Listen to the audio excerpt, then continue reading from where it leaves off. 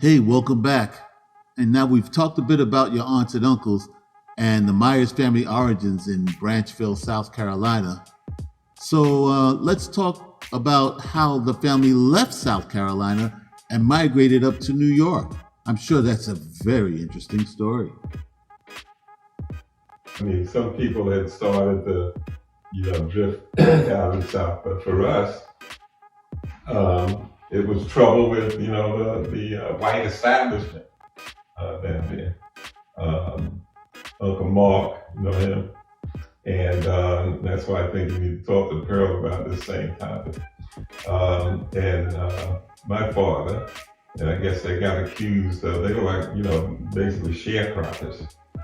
Okay, so they got accused of stealing cotton, some of the cotton from the owners, and they, the story. I didn't know it at the time, of course, and I didn't even hear much about it. But most of this comes from Clovis. They were accused of stealing stealing cotton and going, out of town to sell it and make money, which they didn't do. But if you got accused, and you're black, you did it. It's gonna be trouble, one way or another.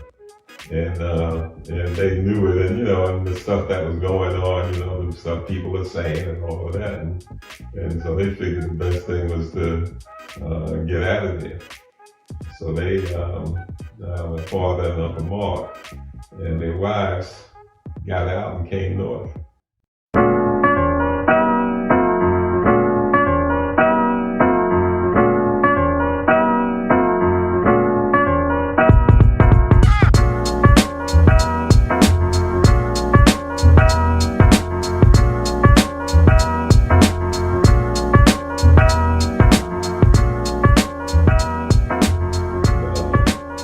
The interesting part is both families left all the kids with grandma.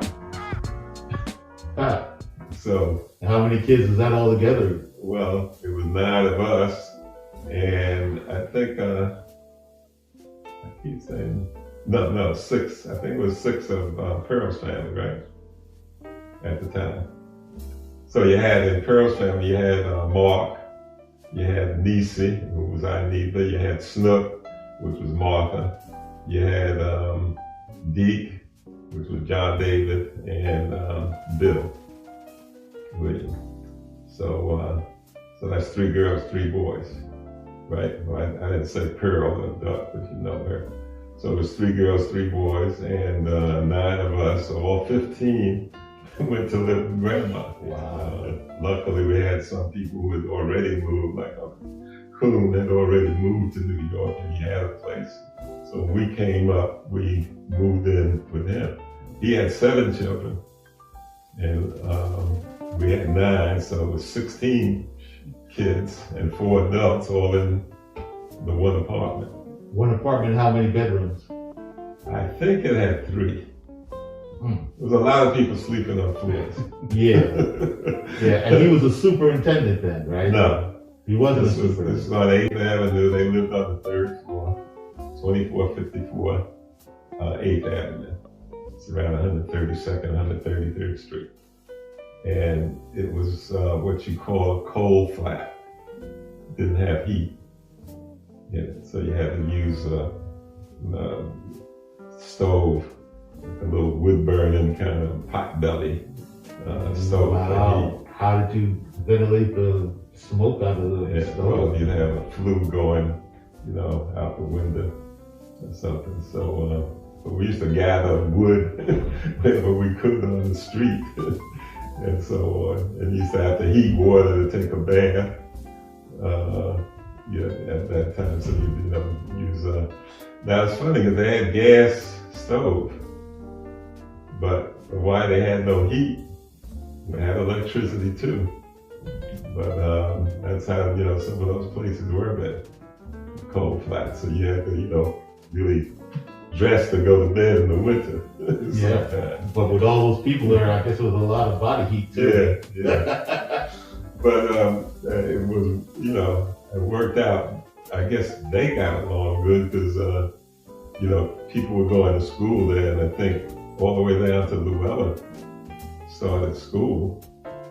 So it was Matt, Lizzie, Retha, Ada, and Llewellyn were school. I didn't start yet. What was the average age of the children? About average age? Well, Matt was the oldest, and by then he was 15, 14, something like that. Let's see, 25, 35, 14. Yeah, so what do you think it went down from like 14 to 7 or 6 or? No, Lewis was the youngest. Lewis was like 6 months. So Wow. Lewis was born in December, so he was December, January, February, March. So he was like 4 to 5 months old. Wow. Yeah, so that was the lowest one. I think Matt might have been the oldest. Floyd was next. I don't know, no, Lizzie might have been next before Floyd even. So what I started to say is Mama and Lucille really got along because they arranged it. Said one of them would get up and get their kids dressed and fed and out to school, and then the next one would get up, get her kids in. So they didn't like share the kitchen.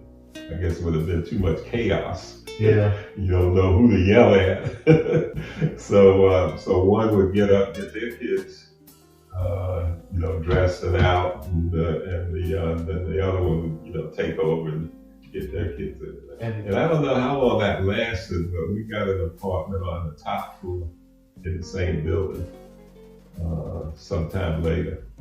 And so we moved upstairs. And of course we didn't have furniture or anything yet, so we had to get furniture and all that. And I think at that point, Pop was working. I think he had gotten a job in a garage.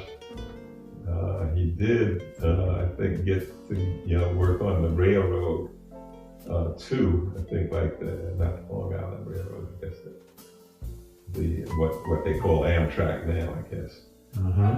Work on it because some other relatives had gotten work down there. So anyway, we got an apartment upstairs, and so then we were able to separate, but we were still pretty close to them. And subsequently, and again, I don't know how long we moved to a place called on Edgecombe Avenue. You ever hear that? Yes, I know Edgecombe. Yeah. So we got a place on Edgecombe. But we had something about moving. We moved quite a bit. So from 8th Avenue, we went to Edgecombe. And from Edgecombe, we went to Fulton Street in Brooklyn. And I remember in Brooklyn, Pop was working, at least nights, he was working in a garage. Do things, moving cars around and so on. And I remember he was making $20 a week. We did get, I guess when it was available, something they called home relief at that time. And home relief was basically food. They would, provide you with food. So they would deliver it to you. You could go get it. And so you could, so you had food and, I guess some of the things that were staples and all of that you could get. So that, I'm sure helped a lot. And what year was this around? This was around, I think we were in Brooklyn in 1940, 41. We came up in April 39. And I remember we were in Gates Avenue in Brooklyn, so we went to Fulton Street in Brooklyn and Gates Avenue in Brooklyn, it's in Bed-Stuy. And we were there when the war started, which was December 41. So in between that, I guess from the time we got to Brooklyn on Gates Avenue, that's when I started school. So I think I started like a year late instead of starting it. I was 6, but I was 7 2 months later. So that was a little late. If I had been. Are we talking in kindergarten at this point, or no, first grade? Okay. They didn't seem to have kindergarten. You went to the first grade. Yeah. So I started school then, first grade in Brooklyn, PS 44. You know, I would go to school by myself, of course. You know, Mama would get me dressed and go out and send you out to school. I do remember in the winter, you know, she'd put your clothes in the oven, heat them up for you, you know, so you got up and everybody wasn't on the same schedule. You know, like I was going, because I remember I would get up by myself, and the others who had started school earlier than me would get up a little later for some reason. But I know when I got up, and you know, I would bring you in, get you something to eat, heat your clothes up in the winter. Anyway, heat your clothes up, and then you know, out you would go to school. And I walked. It wasn't that far to school, you know. Walked down Gates Avenue. I think we had Throop was on the corner. And you get to Throop, and you had to walk down a block and so, and then you could go across to school. They didn't have crossing guards either at that time. And it was strange. One incident I remember is, I guess I had a lot of people laughing. I remember I was crossing the street, and then I guess I thought I was gonna make it, and I started running, and the car, you know, came screeching to a halt.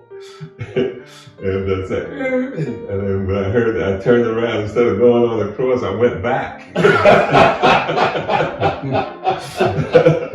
I went back across to where I started. I said, well, I guess I better do this again and do it right. You know, the stores were, you know, either mostly or all white owned.